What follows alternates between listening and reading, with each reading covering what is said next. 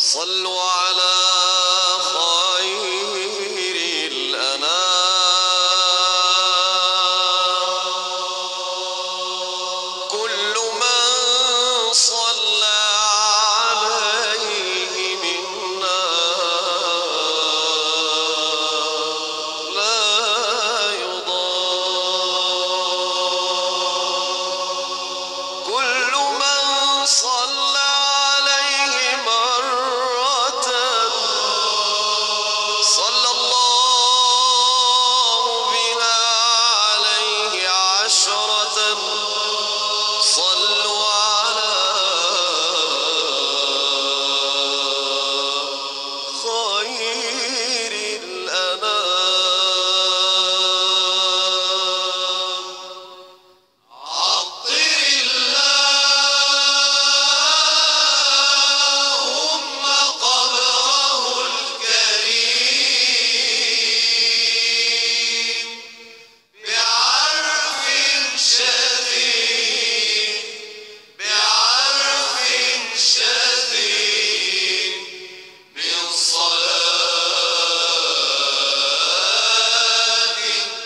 وتسليم سلم يا إلهي دواما وبارك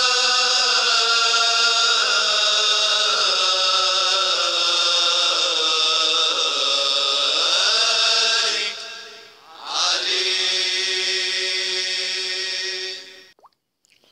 Bon, nous terminons notre série de leçons sur les intégrales impropres et les transformées de Fourier. Donc nous allons aujourd'hui, donc, dans cette leçon numéro 4, on va voir donc la transformée de Fourier du produit de convolution. Donc pour cela, nous allons d'abord définir c'est quoi le produit de convolution de deux fonctions. Donc définition.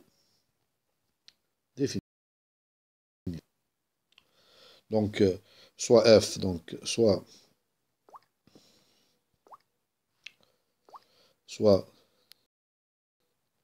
donc nous avons f et g, deux fonctions, donc de R dans R, deux fonctions réelles. Donc le produit, on va définir le produit de convolution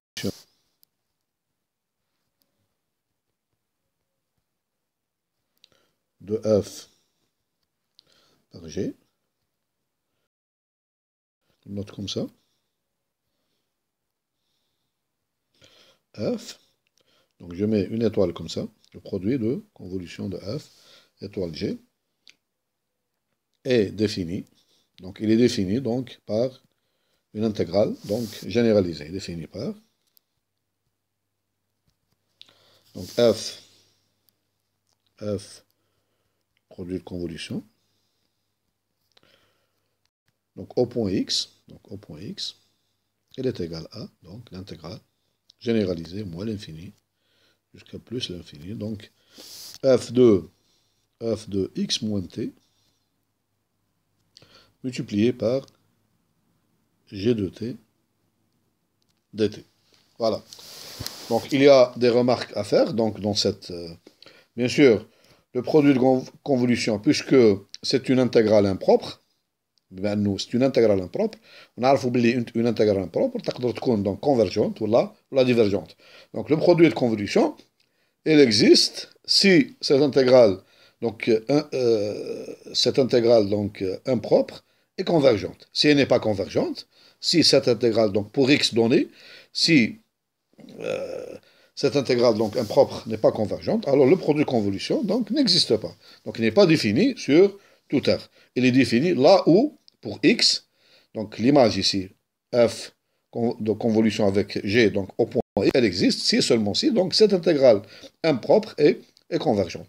Bon, tout à l'heure, nous allons donner une condition suffisante pour que ce produit de convolution donc, existe pour tout x appartenant à R. Mais dans la définition, vous voyez bien que donc, il faut faire attention. Bon. Donc, la première remarque, donc ici, je vais écrire une remarque ici, donc, Ici, une remarque.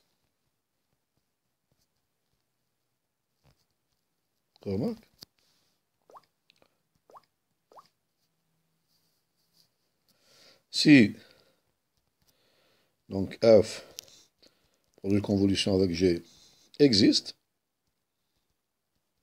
alors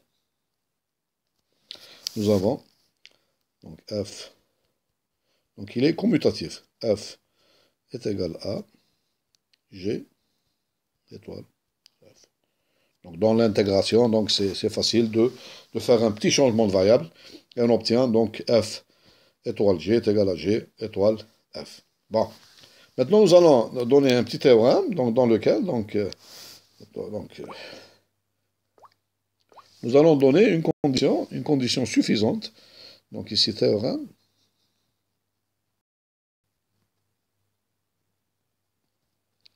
Une petite condition suffisante pour que le produit de convolution existe.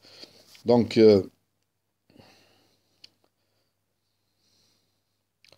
voilà, donc, si l'intégrale somme de moins l'infini jusqu'à plus l'infini, donc, de la fonction f au carré de t dt et l'intégrale, donc, de moins l'infini jusqu'à plus l'infini de g au carré de t dt.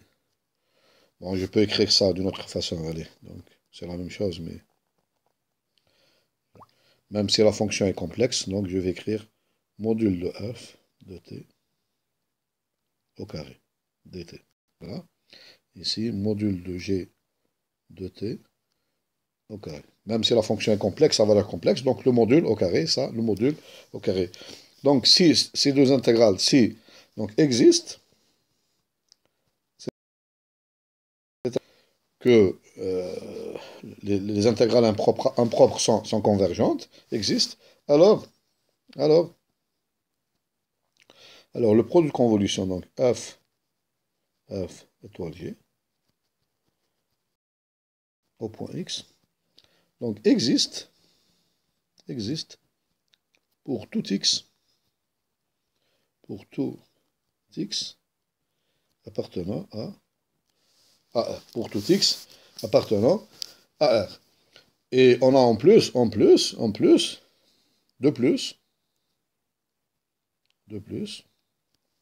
la fonction f convolution avec g, cette fonction-là, elle est, donc je peux dire que c'est une fonction est uniformément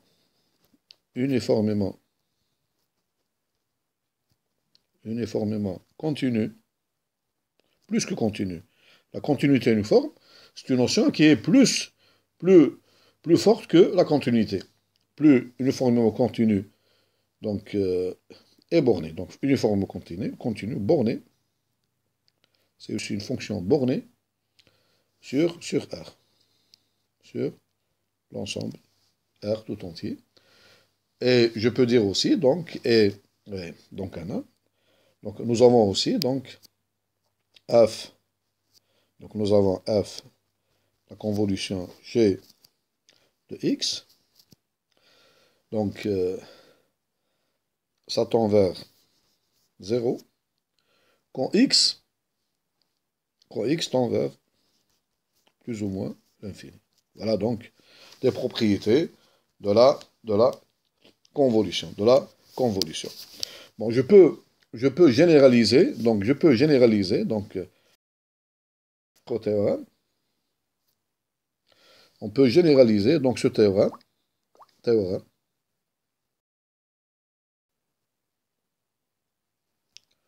On peut généraliser ce théorème. C'est-à-dire, si je vais l'écrire, donc je prends soit P et Q, donc je prends P et Q, deux entiers, de P et Q, ce pas des entiers, ce sont des nombres réels appartenant à l'intervalle ici, 1 plus l'infini. 1 plus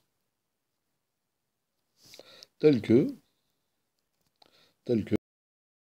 Donc ces deux nombres P et Q vérifient. Donc 1 sur P plus 1 sur Q est égal à 1. Par exemple, je peux prendre ici, par exemple, je prends, par exemple, exemple, P égale 2 et Q égale 2. Donc, il vérifie ce critère-là. Ou bien, par exemple, P égale, je peux par exemple, je peux prendre, donc ici, euh, je prends le premier, bon,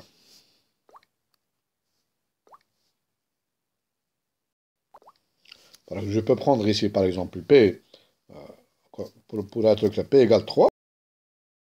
Donc, comment je vais prendre Q? Q d'après cette égalité, donc j'obtiens Q, il doit vérifier 1 sur Q, 1 sur Q est égal à 1 moins 1 sur P moins 1 tiers est égal ici, donc est égal à 2 tiers. Donc ici, donc Q, donc 1 sur Q est égal à 2 tiers. Vous voyez bien que ça implique que Q est égal à 3 demi. 3 demi, donc on obtient ici 1 sur P, on obtient bien 1 sur P plus 1 sur Q est égal à, donc 1 sur P c'est 1 tiers, plus 1 sur Q plus égale donc 1. Voilà comment on prend, par exemple, si je prends P égale 4, donc je dois prendre, donc Q, vérifions, 1 sur Q est égal à 1 moins 1 quart, c'est-à-dire 3 quarts, etc., etc. Donc, j'obtiens les différentes valeurs de P et Q. Ça, ce sont les conditions sur P et Q. Et je prends, et F, donc soit mes fonctions F et telles que les intégrales généralisées, donc moins l'infini jusqu'à plus l'infini, F de t, à la puissance P dt, et la fonction g, moins l'infini jusqu'à plus l'infini, module de f, la puissance q, donc ici dt. Donc ces deux intégrales généralisées donc, existent, sont convergentes. Alors, donc j'obtiens donc le produit de convolution, donc le produit de convolution f star g de x existe en tout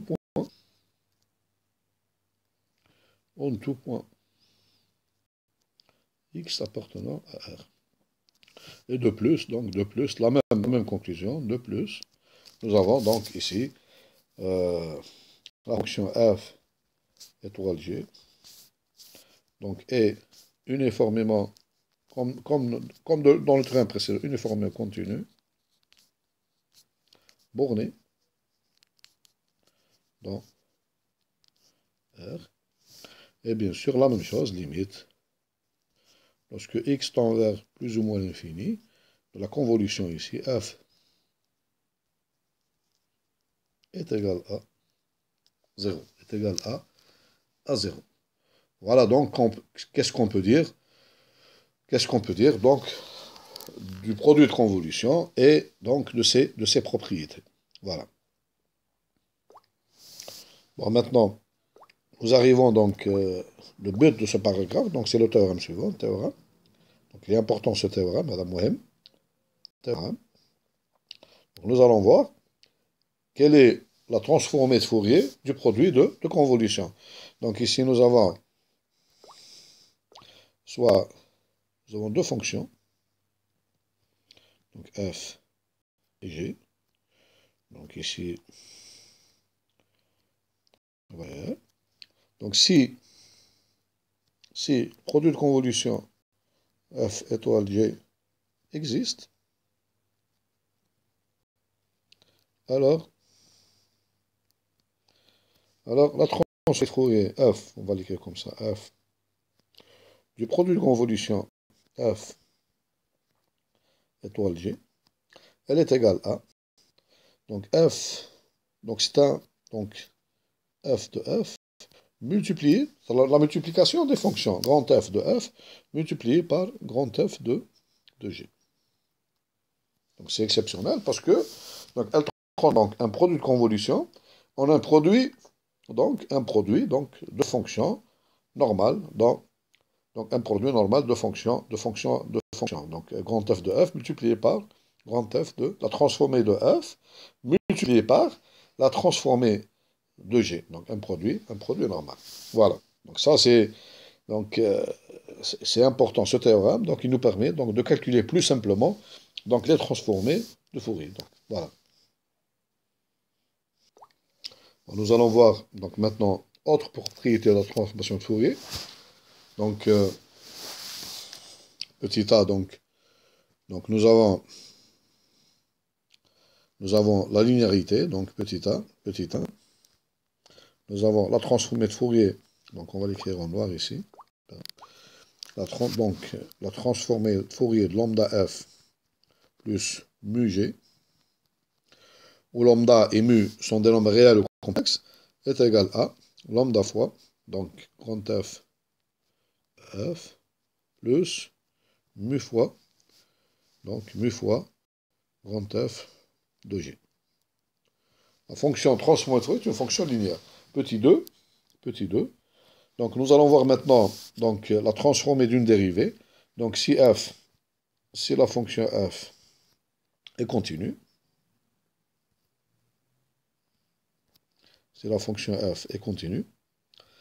et si la dérivée, donc sa dérivée df sur dt, donc elle appartient à la classe L1 de R, c'est-à-dire l'intégrale sur moins l'infini plus l'infini module valeur absolue donc est convergente, alors voilà, donc c'est utile ça. Donc quelle est la transformée de Fourier donc de la dérivée df, de la fonction dérivée df sur dt, comme on la trouve. Donc c'est quoi cette? Donc c'est la fonction qui à s fait correspondre ici. Donc je prends la transformée de Fourier de la fonction f et je la multiplie par 2ips. Donc qui à s fait correspondre. Donc 2ips multiplié par la transformée de f au point S. Voilà, donc, la formule qu'on obtient. Donc, on obtient la transformée de Fourier de la dérivée de la fonction f. Comment je l'obtiens? Donc, c'est la fonction qui à S fait correspondre. Donc, je calcule d'abord la transformée de Fourier de la fonction f, donc, au point S, et je la multiplie. Donc, l'image multipliée par 2ip multipliée par S. Voilà. Donc, maintenant, troisièmement, donc on va voir la règle de multiplication à part t. Donc si la fonction qui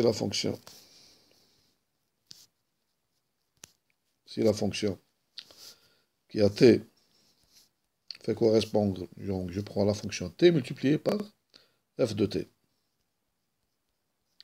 Donc appartient à l'espace donc L1 de R. Alors on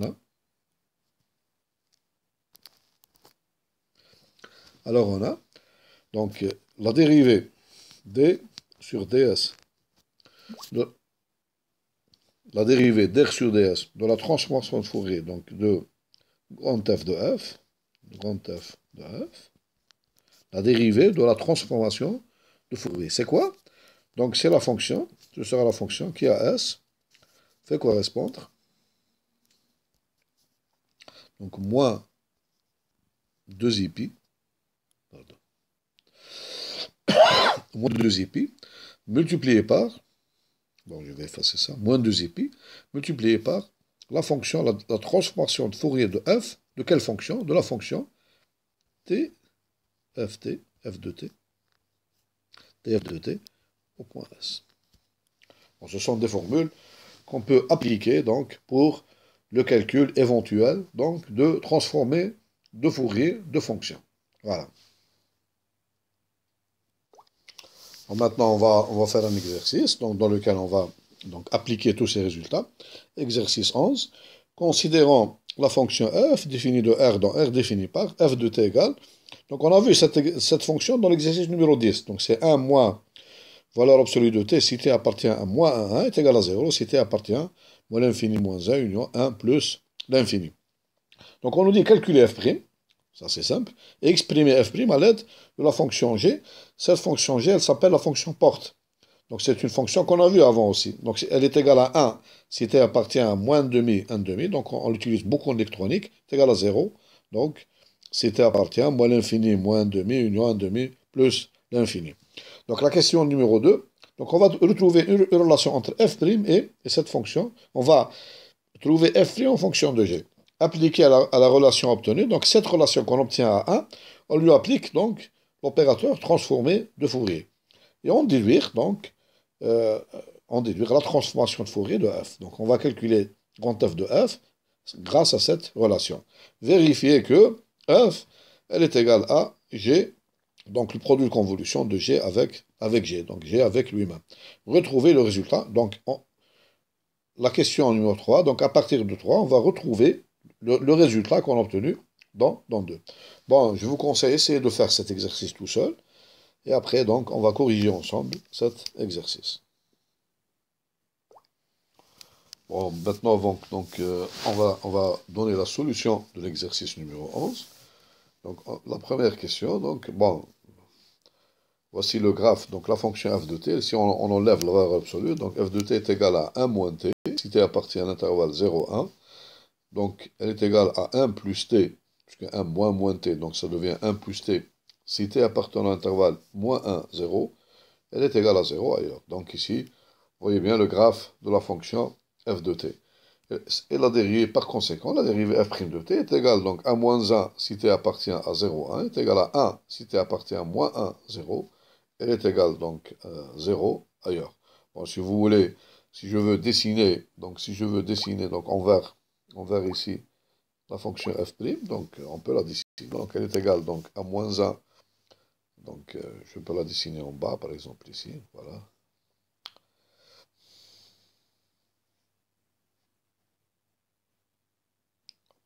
À peu près.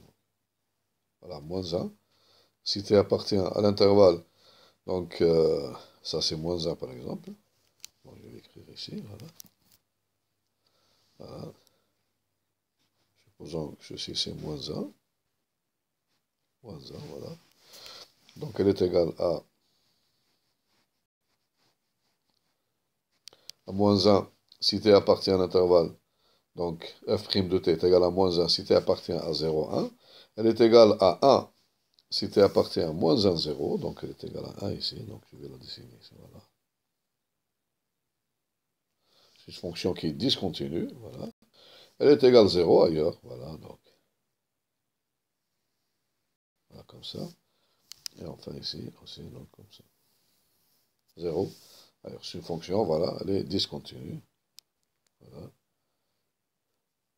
Voilà. Donc elle est discontinue au point 0. Ça c'est la fonction f'. Ça, c'est la fonction f'. Voilà. Bon.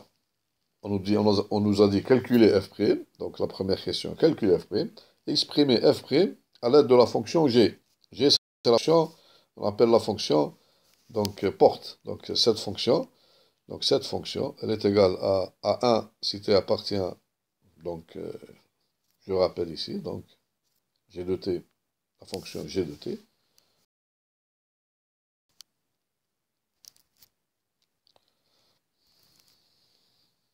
Pardon.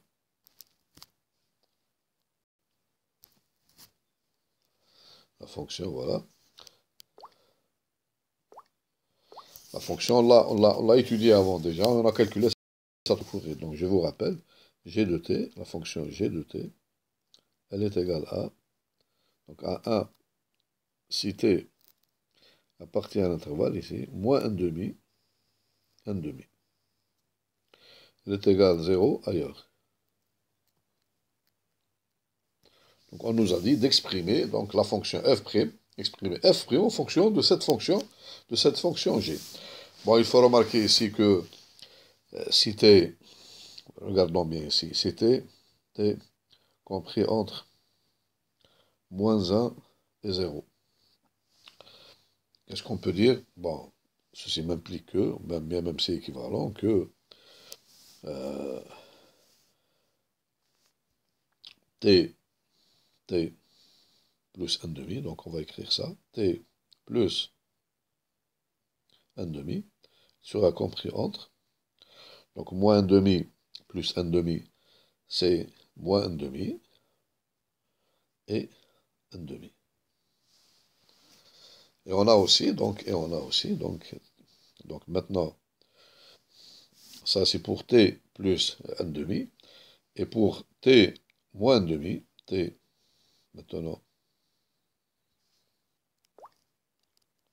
maintenant, si t est compris entre 0 et 1, ceci est équivalent, on va dire que t moins 1 demi, moins 1 demi, il sera compris entre t moins 1 demi, il sera compris entre, la même chose, moins 1 demi et moins 1 demi et donc moins 1 demi et 1 demi aussi. Voilà, dans les deux cas, donc on obtient t plus 1 demi et t moins 1 demi, donc bon, par conséquent, qu'est-ce qu'on obtient? On obtient, dans le premier cas, donc, regardons bien, si t, donc, ceci m'implique quoi? Dans le premier cas, t compris entre moins 1 et 0. Nous savons que ceci m'implique que f' de t, on l'a dit, f' de t est égal à 1. F' de t est égal à 1, qui est aussi égal à G2, donc puisque si t est compris entre moins 1 et 0, alors t plus 1 demi est compris entre moins 1 demi et 1 demi, moins 1 demi et 1 demi. Donc ceci est égal à G2, parce que cette valeur, c'est G de t plus 1 demi aussi. Voilà. Donc la première des constatations. Donc la deuxième, maintenant, si t est compris entre, si t est compris entre 0 et 1, nous savons que f' de t est égal à moins 1. Moins 1, c'est aussi égal à moins G, parce que si t est compris entre 3, on a t moins 1 demi, t moins 1 demi est compris aussi entre moins 1 demi et 1 demi. Donc G de t moins 1 demi, elle est égale à 1 aussi. Elle est égale à 1. Or, f' de t est égal à moins 1, donc ceci est égal à moins G de t moins 1 demi. Voilà, donc c'est ce qu'on peut dire pour la première constatation. Comment on peut unir les deux? Donc, qu'est-ce qu'on peut dire ici? Bon.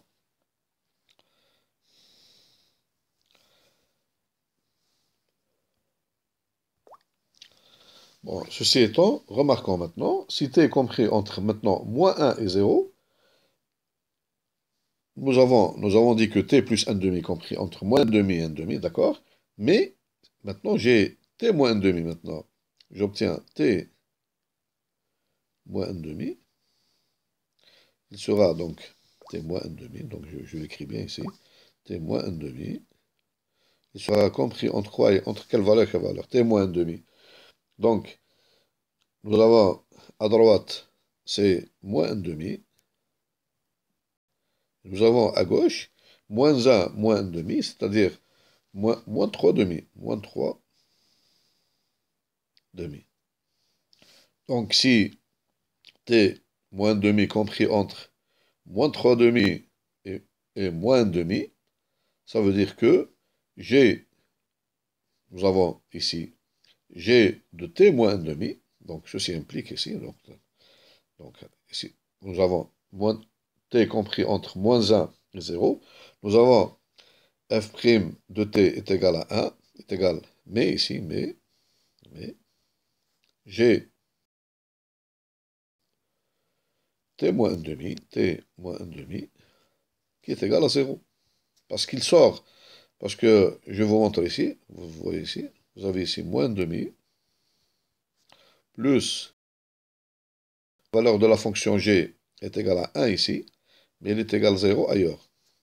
Or, si t appartient à l'intervalle moins 1, 0, donc je vais le souligner ici en rose, si t est compris entre moins 1 et 0, alors vous voyez bien que t moins 1 demi, donc il est compris entre moins 3 demi et moins demi. Moins demi ici, moins 3 demi, il est là. Moins 3 demi, il est là. Donc ici, c'est nul. Donc la valeur de la fonction g, elle est égale à 0 ici. Voilà, donc c'est pour ça qu'elle est égale à 0. Bon, je termine. Ça, d'un autre côté. D'un autre côté, si t maintenant est compris entre, si t est compris entre 0 et 1. Vous avez t moins 1 demi compris entre moins 1 demi et 1 demi, mais je l'écris ici, mais bon, je vais effacer ça. Voilà. Mais t plus 1 demi maintenant. T plus 1 demi. T plus 1 demi est compris entre quelle valeur et quelle valeur? Donc vous avez entre 1 demi, 1 demi, 1 plus 1 demi, c'est 3 demi. Ceci m'implique ici, puisqu'il est compris entre, donc il est là. La valeur t plus 1 demi, il est de ce côté-là. Donc vous avez 1 demi, vous avez ici 3 demi. Donc on a mais g, vous avez g de t moins 1 demi est égal à 1. Est égal, mais g de t plus 1 demi, t plus est égal à 0. Finalement, qu'est-ce qu'on obtient? Qu'est-ce qu'on obtient? Dans les deux cas, on a, donc, conclusion, conclusion, conclusion. Voilà, la formule suivante, f' de t est égal à g de t plus 1 demi, g de t plus 1 demi, moins g de t moins 1 demi, moins g de t moins 1 demi. Pour tout t. Parce que, pourquoi cette formule elle est valable? Parce que, regardez bien, si t est plus grand que, bon, t est plus grand que, voilà, je vais encore le vérifier. Si t est plus grand qu'un demi, ceci m'implique quoi? Ceci m'implique que t plus un demi, pardon, ceci m'implique que t plus un demi, il sera plus grand que 3 demi. Donc ceci m'implique que g de t plus un demi est égal à 0. Voilà pour ça. Maintenant, la fonction t moins un demi. Nous avons t supérieur à un demi, implique ici, implique t moins un demi.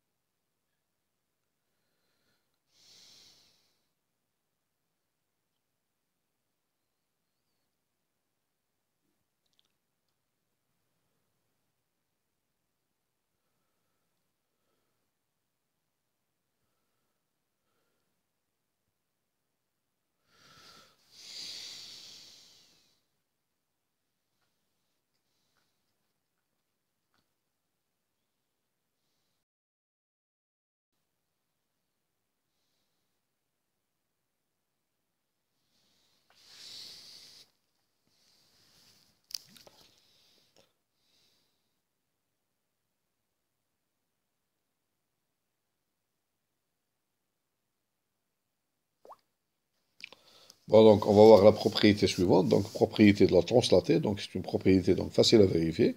Donc, soit A, un nombre réel donc quelconque, appartenant à R quelconque. Et donc, je définis la fonction h, par exemple, la fonction h, soit h, définie par h de t est égal à la fonction f de moins a. F de t moins a. Alors, c'est la translatée. Alors nous avons donc la transformation, la transformée de Fourier, donc grand F de la fonction g. C'est quelle fonction? C'est la fonction qui à S fait correspondre. Donc, est égal à grand F de f,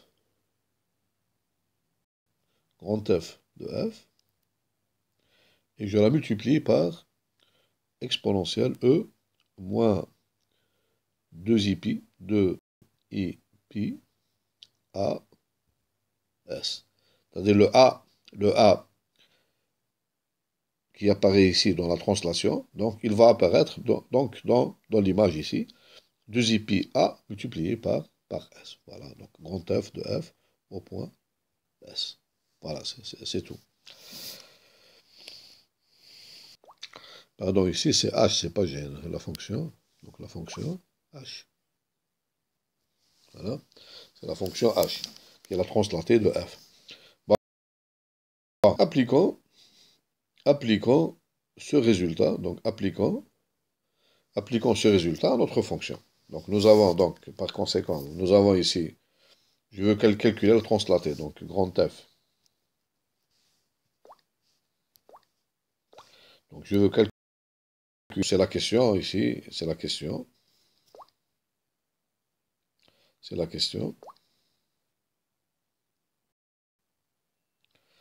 Pardon, on arrive. Voilà. C'est la question numéro 2. Appliquée à la relation obtenue, l'opérateur f, c'est-à-dire on va calculer la transformée de Fourier, donc de f. Donc d'abord, donc on va calculer donc de f', j'ai la transformée de f', c'est pas de f. C'est de la dérivée, parce que on a trouvé la relation f'.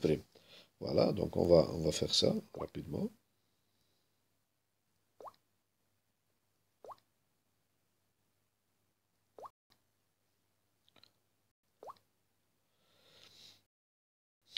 Nous avons donc grand F de f',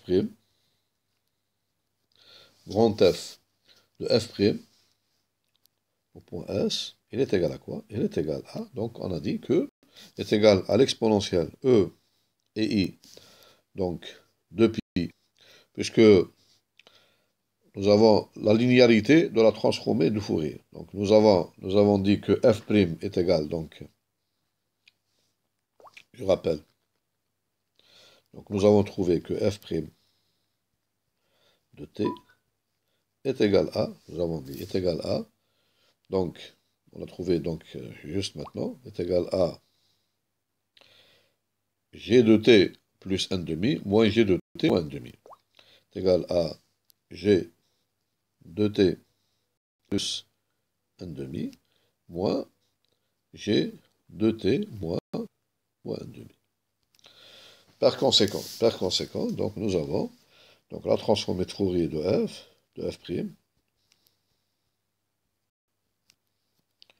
au point S, elle est égale, nous avons dit, donc exponentielle E et I 2i pi multiplié ici, multiplié par moins 1 demi.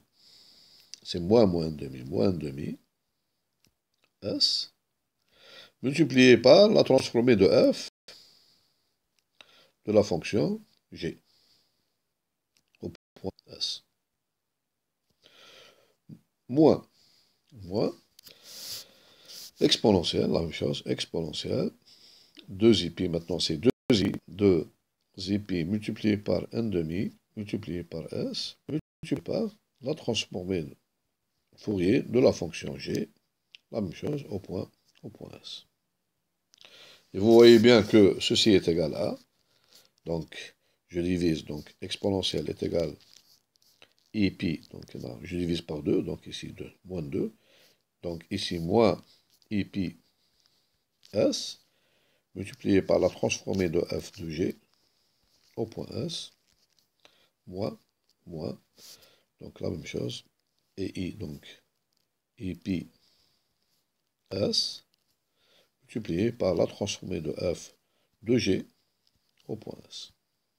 Voilà. Bon, ceci est égal à, donc grand F de G de S, multiplié par, donc il faut voir ici, donc non. Donc E à la puissance, donc E, l'exponentielle est moins I pi S, moins EI S. Donc, ceci est égal, donc je développe les calculs, grand F de G de S, multiplié par, donc ceci est égal à quoi? Est égal à cosinus moins pi S, c'est-à-dire cosinus pi S, cosinus pi S, plus, moins,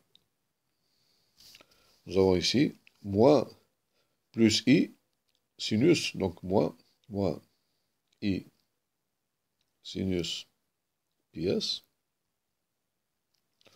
et l'autre c'est moins, la même chose, cosinus pi S, et plus, vous avez ici moins, donc c'est moins,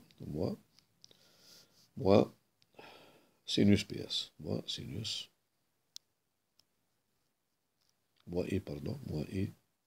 sinus pi S. Vous voyez bien que ceci est égal à grand F de G au point S, multiplié par moins 2 fois, donc c'est moins 2 fois, je vais l'écrire ici, donc ceci est égal à moins 2 fois grand F de GS multiplié par moins 2i, bon, je vais l'écrire autrement, allez, moins 2i sinus pi S multiplié par grand F de G au point S. Voilà. Bon, pardon, il y a une petite erreur ici dans le calcul, donc juste ici, donc ceci est égal à, donc c'est le contraire, hein, donc nous avons ici, donc ici 1 demi, et là c'est moins 1 demi. Donc on obtient ici moins, voilà, dans la suite des calculs, donc ceci, donc c'est le contraire, donc IPS moins PS, donc on obtient ici plus cosinus plus U, moins, et ici donc plus. Moins, ça devient plus. Donc on obtient finalement 2i, c'est égal à 2i, sinus pi s multiplié par grand F, la transformée de Fourier de G de S. Bon, je vous rappelle, on a fait un exercice déjà, on a calculé déjà grand F de G de S. C'est la transformée de Fourier de la fonction G, on l'a déjà calculé dans un exercice avant, et on a montré qu'elle est égale, cette transformée est égale à sinus, elle est connue, donc sinus pi s, et on a même dessiné son graphe, divisé par pi s. Je vais vous la montrer, donc dans quelle partie, dans quel exercice exact. Voilà, donc il s'agit de l'exercice numéro 6. Donc on a calculé la transformée de Fourier de la fonction f, on l'appelait f, donc f de t égale 1, si t appartenant, etc. Donc on a calculé, donc on a utilisé la définition. Vous voyez bien, donc, le résultat, donc, après le calcul, on trouve, voilà, donc, grand F de F est égal à sinus S divisé par S, donc, sinus pi S divisé par S, si S est différent de 0, donc, est égal, la transforme est égale à sinus pi S divisé par, donc, par pi S, donc, je me suis trompé ici, divisé par pi par pi s. Sinus pi s divisé par pi s. Et même on a trouvé son graphe. Regardez le graphe de la fonction. Donc ici, voilà, ça c'est la fonction f. Et ça c'est pi de f. Donc ça c'est grand f de f, pardon. Ça c'est...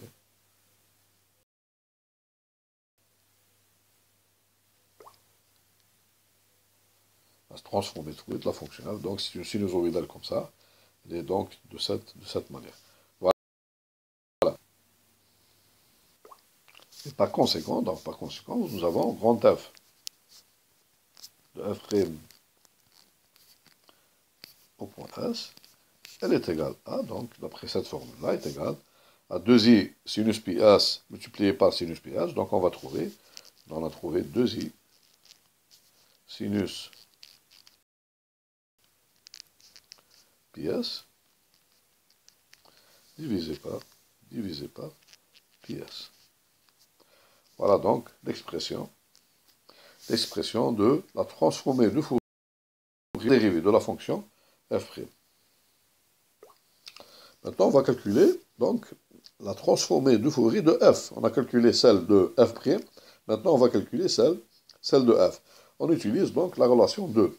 Donc la relation. Nous savons que la transformée de Fourier de f', elle est égale à 2i pi s multiplié par la transformée de f au point s. Donc ça veut dire que la transformée de Fourier de f au point s, elle est égale à la transformée de Fourier de sa dérivée divisée par 2i pi s. C'est cette formule-là qu'on va utiliser.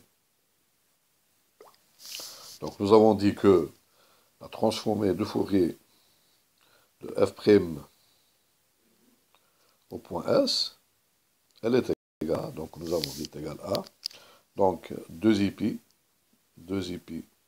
s multiplié par la transformée de Fourier de f au point s.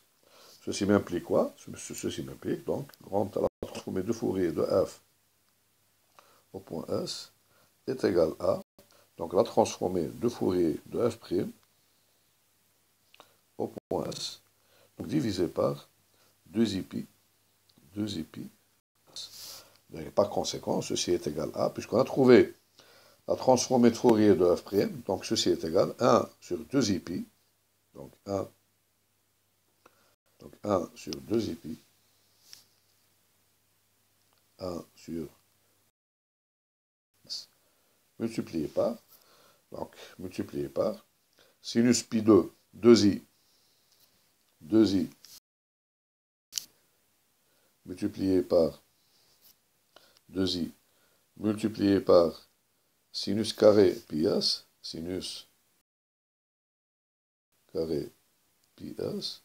et le tout divisé par, ici, pi s. Ceci divisé par pi s. Bon, on peut simplifier, donc, on est égal à, donc on écrit le résultat, ceci est égal à, donc, est égal à, donc, sinus carré pi s divisé par pi s multiplié par pi s, donc pi au carré s au carré. Donc ça c'est la transformée de Fourier de f point s est égal à cette expression. Voilà.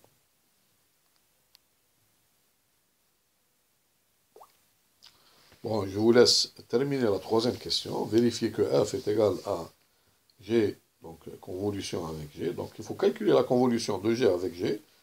Et par conséquent, montrer que ceci, c'est un calcul, il faut la calculer. Calculer g, donc produit de convolution avec g, donc, et montrer que ceci est égal à f. Et après, donc, on retrouve le résultat de 2, c'est-à-dire, on calcule la transformée de Fourier de la convolution. On sait que c'est le produit des convolutions. Donc, on retrouve le résultat de f. Voilà.